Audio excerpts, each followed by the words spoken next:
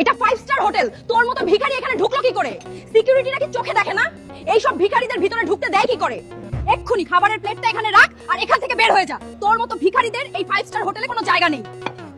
দেখুন মিসেস, আজ গরিব বলে আমাকে অপমান করলেন, তবে নিয়তির উপর বিশ্বাস রাখুন।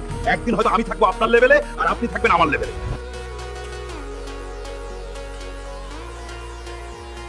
করেই হোক আমাকে অনেক বড় লোক হতে হবে, কিন্তু আমি কিভাবে বড় লোক হতে পারবো? জঙ্গলের দানবের কাছ থেকে রাজার মুকুট এনে দিলে 25 কোটি টাকা পুরস্কার। যে করেই হোক আমি রাজার মুকুট আনবো। ভয়ঙ্কর জায়গার কারণেই কেউ এখানে আসে না, তবে আমি অন্যদের মতো ভীতু না। আমি রাজার মুকুট যে করেই হোক খুঁজে বের করব। এই তো এখানেই রাজার মুকুট দেখছি। ওই, তোর এত বড় সাহস আমার মুকুট নিতে এসেছিস? আজ তোর খবর আছে।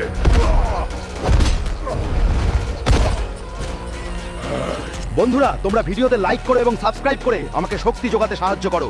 আমি যেন এই দানবটাকে হারিয়ে মুকুট নিয়ে যেতে পারি।